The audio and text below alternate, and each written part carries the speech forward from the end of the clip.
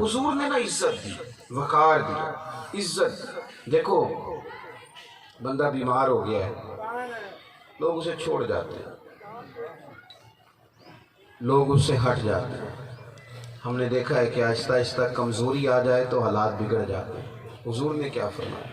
فرمایا بیمار سے دعا کرایا کرو، رب اس کی دعائیں قبول کرتا ہے. اور بیمار کے لیے رسول کریم صلی اللہ علیہ وسلم نے فرمایا ضد نہ کرو کہ ضرور کچھ کھا پی، اسے تو رب کھلا پلا دیتا ہے. حضور نے اس شخص کو بھی اکرام دیا، فرمایا اگر یہ بیمار ہو گیا تو گناہ معاف ہو جائیں گے.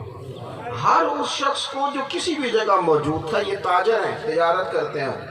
اب ہمارا یہ ماحول بن گیا کہ ہر بندہ مال کمانے کے لیے تجارت کرتا ہے، مال کمانے کے لیے.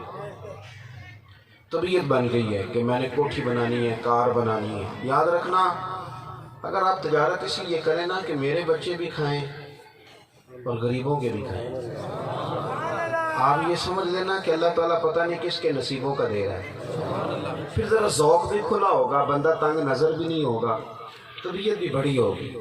حضور صلی اللہ علیہ وسلم نے فرمایا، یہ بخاری میں موجود ہے، یہ حدیث ذرا جو امیر بندے ہیں وہ ذرا سنیں. امیر حضور نے فرمایا امیروں تمہیں جو رزق ملتا ہے وہ کمزوروں اور ضعیفوں کی وجہ سے ملتا ہے، ان کے سبب سے اللہ. یہ صحیح حدیث بخاری مسلم میں موجود. تمہیں کمزوروں، اگر یہ ذہن بن جائے نا اللہ مجھے نواز رہا ہے تو پتہ نہیں میری فیکٹری میں کوئی ملازم ہے اس کی وجہ سے نواز رہا ہے، میری دکان پہ جو سیل مین ہے اس کے نصیبوں کا آ رہا ہے. ذہن بن جائے تو پھر ذرا بندہ نا کسی کی بےعزتی کرنے میں سوچتا ہے، پر بدگمانیاں نہیں پیدا کرتا، حالات اس کے ذہن کے خراب نہیں ہوتے. حضور عزت دیتے. آپ تجارت کریں پر محنت والی کریں، تجارت کریں پر صاف ستھری کریں، دیانت داری والی کریں. تو تاجر یہ نہ سمجھے کہ میں دکان پہ بیٹھا ہوں تو میں صرف دکان پہ بیٹھا ہوں، بلکہ ترمذی شریف میں حدیث ہے، حضور نے فرمایا جو سچ بول کے تجارت کرے گا نا اللہ قیامت کے دن اسے نبیوں کے ساتھ جگہ عطا فرمائے. سچے تاجر کی جگہ نبیوں کے ساتھ. حضور نے جو مزدور کو عزت دی وہ اپنی جگہ، اور تاجر کا جو مقام بیان کی. ہمارے ہم مسئلہ یہ ہے کہ ہم سمجھتے ہیں کہ دینداری صرف مسجد کے اندر ہے. میں مسجد میں کھڑا ہوں سچ بول رہا ہوں، تو میں نے کہا بھائی جو رب تمہیں مسجد میں دیکھتا ہے وہ دکان پہ بھی دیکھتا ہے، اس کو تو نہ اونگ آتی ہے نہ نیند آتی ہے. تو مطلب یہ عجیب فلسفہ بیان کر رہا ہے کہ اب چونکہ مسجد میں ہو تو سچ بولوں گا، تو جب مسجد سے نکل جائے گا تو پھر جو مرضی کرے. آپ اپنی دکان پہ اگر سچ بولے، تجارت صحیح والی کریں اور دیانت داری والی کریں. امام اعظم ابو حنیفہ رحمۃ اللہ تعالیٰ علیہ کے ایک پارٹنر تھے حفص بن عبد الرحمن. امام اعظم بہت بڑے تاجر ہیں، بہت بڑے. تو امام صاحب رحمۃ اللہ علیہ نے اپنے اس پارٹنر سے کہا اس کپڑے میں نا کپڑے کی تجارت تھی، فرمایا اس میں نقص ہے، عیب ہے. جب گاہک کو بیچنا تو عیب بتا دینا، اسے بتا دینا کہ یہاں کر کے نا، یہاں تو دکاندار نے لکھ کے لگایا ہوتا ہے واپس نہیں ہوگا، موٹا لکھ کے لگا دیں، یعنی جیڑی شاید تو مڑ دیتی تو ہٹی جے ہوگی. اگر گھر جا کے کوئی نکل بھی آئی تو میرا واپسی کا کوئی ارادہ، وہ لکھ کے لگا دیا. امام صاحب رحمۃ اللہ علیہ نے فرمایا کہ نقص بتانا. کبھی کسی نے نقص بھی بتایا، عیب بھی کسی نے بتایا اپنے مال کا. یہاں تو لوگ کہتے ہیں جو شے میرے پاس ہے کہیں سے ملے گی نہیں، لیکن دیانتداری اور چیز کا نام ہے. اگر دکان پہ بھی اللہ یاد ہے تو پھر حضور نے وہاں بھی بیٹھنے والے کو عزت عطا کی. امام صاحب فرمانے لگے نقص بتا کے مال بیچنا، روزی وہی ہے جو اللہ نے دے دی ہے. بندے لوٹ کے کبھی بندہ اپنے گھر سکھی نہیں رہ سکتا. کسی کا چراغ گل کر کے وہ کہے میرے گھر میں روشنی ہو تو ممکن نہیں ہوتا. اس لیے عیب بتانا کہ یہ معاملہ ہے. لیکن انہوں نے بتایا نہیں، کپڑا بیچ دیا. امام صاحب رحمۃ اللہ علیہ نے پوچھا کپڑا بیچ گیا، فرمایا گاہک کو بتایا تھا اس میں نقص ہے. حضور میں بھول گیا تھا. تو آپ فرمانے لگے پھر یہ کمائی نہ تو کھائے گا نہ میں کھاؤں گا، ساری اللہ کے رستے میں خیرات کرے. پہلے بتانا. آپ دیانت داری کے ساتھ کاروبار. لوگ کہتے ہیں جھوٹ کے بغیر کام نہیں چلتا، تو میں کہتا ہوں کہ سچ سے ہی تو کام چلتا ہے. جھوٹ کے تو پیر نہیں ہوتے، 4-5 دنوں میں واضح ہو جاتا ہے کہ جھوٹ ہے. سچ لمبا چلتا ہے. سچ لمبا.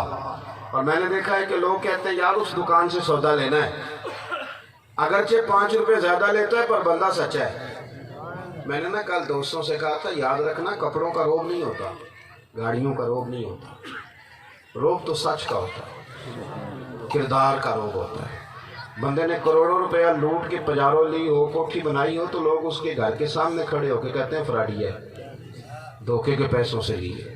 اور بندہ 14ویں گریڈ کا ملازم ہو, دیانتدار ہو, تو بڑے بڑے لوگ کہتے ہیں یار ڈرو اس سے, نہ رشوت لیتا ہے نہ سفارش مانگتا ہے, یہ کام میرٹ پہ کرتا ہے. تو اس کا معنی کیا ہے کہ روب تو کردار کا ہوتا ہے.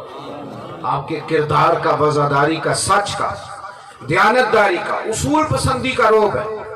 اصول پسند بنے, صحیح تجارت کرے.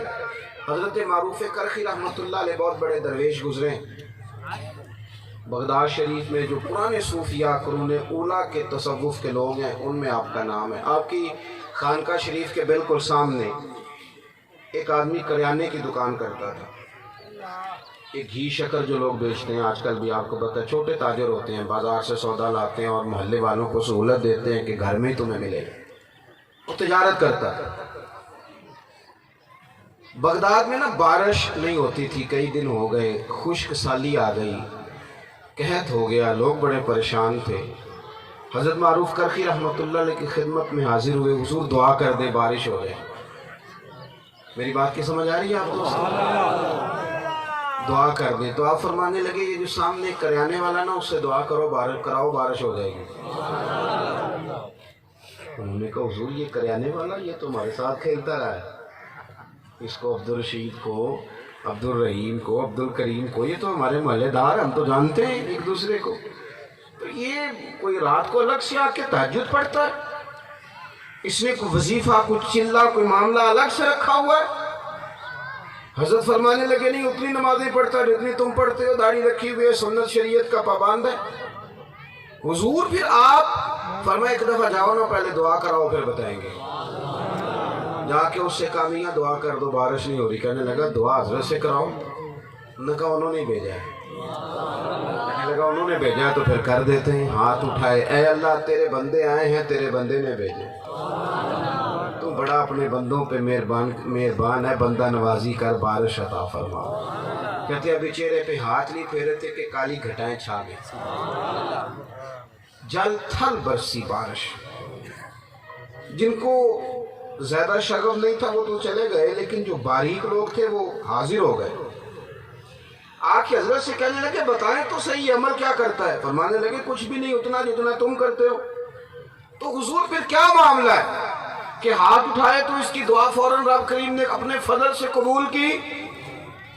تو حضرت معروف کرخی فرمانے لگے معاملہ صرف اتنا ہے کہ 35 سال ہو گئے میرے سامنے دکان کرتا ہے, سودا پورا تولتا ہے, اللہ کے بندوں سے سچ بولتا ہے, دھوکہ نہیں دیتا, کسی شخص پر یہ جبر نہیں کرتا, فریب نہیں کرتا, دھوکہ دہی کا معاملہ ہے. تو جو 35 سال اپنے رب کی بات مانے اور دیانتداری کرے, وہ بھی جب ہاتھ اٹھائے تو رب بھی اس کی دعائیں قبول فرمائے گا.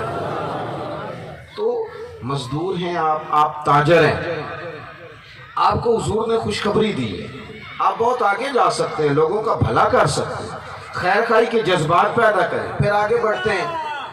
طالب علم, عالم, دین کی طرف سفر کرنے والے, اور ہم سب بھی دین کے طالب علم ہیں. آپ اگر اس نیت سے جمعہ پڑھنے جائیں نا کہ آج کو دین کی بات سیکھوں گا, تو پھر آپ بھی دین کے طالب علم ہیں.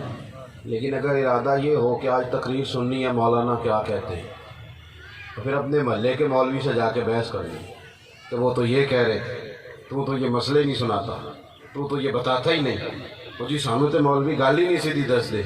تو میں کہتا ہوں کہ آپ یہ تو الجھاؤ والی باتیں, بدگمانی والی باتیں, یہ تو چیزیں الجھائیں گی. آپ ذہن بنائیں, اس طرح کا ذوق نہ بنائیں کہ دین کی کوئی بات سنیں تو اس پہ بحث کریں. ہمارے ہاں نا دین پہ بحث بڑی ہوتی ہے, چوکوں میں, چوراہوں میں, گلیوں میں, کوچوں میں. بحث نہ کریں, دین کو دنیا میں فقط بحث کے لیے ہے. علماء کریں گے کہ حق کے لیے کبھی کسی سے کو بات کرنی ہوئی تو عوام کا کام یہ ہے کہ وہ دین سیکھے, اس پر عمل کرے.